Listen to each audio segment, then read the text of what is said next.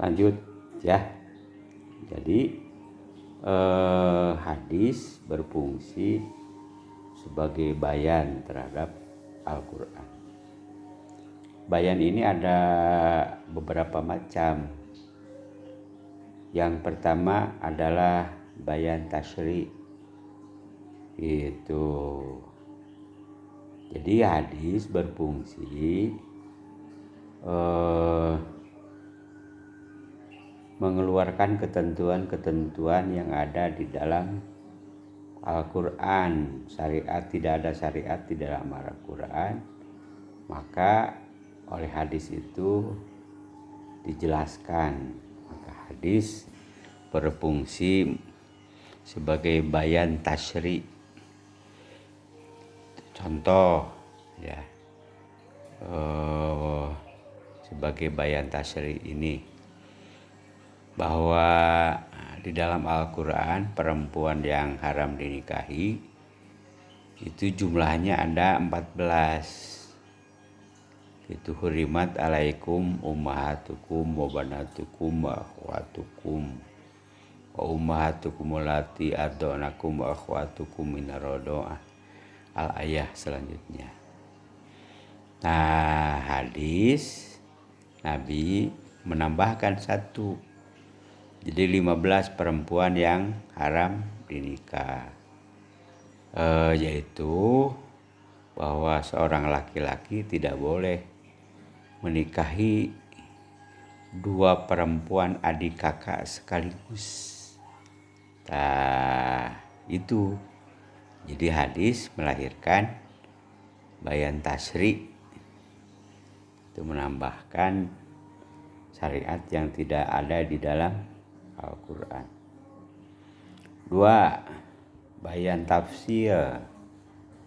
Menjelaskan perincian daripada aturan-aturan atau ketentuan yang ada di dalam Al-Quran. Contoh, di dalam Al-Quran itu ada perintah tentang sholat, aqimus sholat.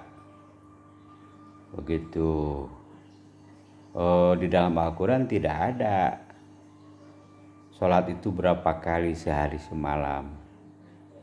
Maka melalui hadis inilah kita tahu bahwa sholat itu ada berapa? 5 waktu. Nah, itu adalah bayan tafsir.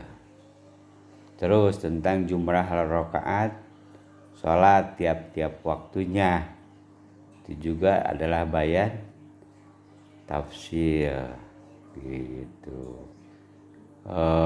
Kemudian bayan tafsir, penjelas untuk menjelaskan. Dalam Al-Quran tadi disebutkan aqimus sholat.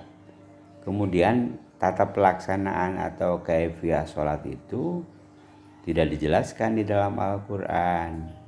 Maka dijelaskannya di dalam apa? Hadis. Kata Nabi dalam sebuah hadisnya, shollu kama ra'aitumuni usolli. Sholatlah kalian seperti kalian melihat aku sholat. Kemarin ya, yang termasuk kategori bentuk hadis fi'liyah ya, yang sudah dicontohkan kemarin. Nah, jadi tidak ada kaifiyah pelaksanaan sholat di dalam Al-Quran. Kemudian Nabi memperagakan sholat itu. Nah, itulah yang disebut dengan bayan tafsir itu. Jadi bayan tasyri, bayan tafsir, bayan takhsis itu mengkhususkan, mengkecualikan. Contoh, di dalam Al-Quran disebutkan hurimat alaikumul maitatu wadamu. Diharamkan kepada kalian semua al-maitatu bangkai, wadamu dan apa? Dan darah. Dikecualikan oleh hadis itu, oleh hadis Nabi itu, tidak semua bangkai, ada bangkai yang halal. Yang pertama belalang dan ikan atau binatang yang hidup di mana, di laut. Jadi lamun aya gurame di balong walau emas badagnya gitu geus paeh tapi can buru pais we lah nya kirimkeun ka Bapa. Tawa tongkol anu di sisi laut tah. Tongkol naon deui dicumi-cumi. Layur ku nelayan teh geus paeh. Tah meunang di dahar naonana bangkena kirimkeun ge ka Bapa teh naon lah. Siap menerima. Nah, ini pengecualian. Jadi bayan apa? Bayan taksis. Tapi teu meunang aya hayam atau domba atau sapi alungkeun ka mana? Ka laut. Nah, eta mah teu meunang di dahar da lain bangkai ikan gitu. Jadi anu meunang teh bangkai teh sabaraha? 2. Hiji himeut belalang, nu kadua binatang yang hidup di air, lubang, di wahangan gitu. Kajaring ku geus paeh kirimkeun we ka Bapa pais heula. Kedua, darah. Ada darah yang boleh, yang halal, yaitu yang pertama adalah ati, yang kedua limpa. Jadi ati dan limpa hakikatnya apa? Darah gitu. Maka dikecualikan oleh hadis Nabi itu. Itulah yang disebut dengan bayan taksis gitu, pengecualian. Oke ya, itu fungsi hadis terhadap Al-Quran sebagai dasar tasyri'. Nah, hadis itu tadi menjelaskan isi kandungan daripada Al-Quran gitu. Dari mulai Al-Fatihah sampai apa? Sampai Anas. Ya, dijelaskan di dalamnya maksud-maksud daripada wahyu yang diturunkan itu. Oleh karena itu, menurut ahli tafsir, bahwa tafsir yang paling objektif adalah tafsir berdasarkan riwayat apa? Riwayat hadis. Gitu. Jadi tidak akan tahu isi kandungan Al-Quran kecuali Nabi dan Allah Subhanahu wa Ta'ala, karena Nabi sebagai mediatornya Allah. Nah, jadi hadis itu pada zaman Nabi turun selama berapa tahun? 23 tahun. Ya. Nah, zaman Nabi belum ada periwayatan, karena Nabi juga harus diingat, zaman Nabi belum ada periwayatan, karena nabinya juga masih apa? Masih ada. Hadis belum dicatat, belum ada perhatian para sahabat untuk untuk menulis hadis. Oke, karena pada zaman Nabi masih terfokus perhatiannya pada wahyu Allah, yaitu Al-Quran.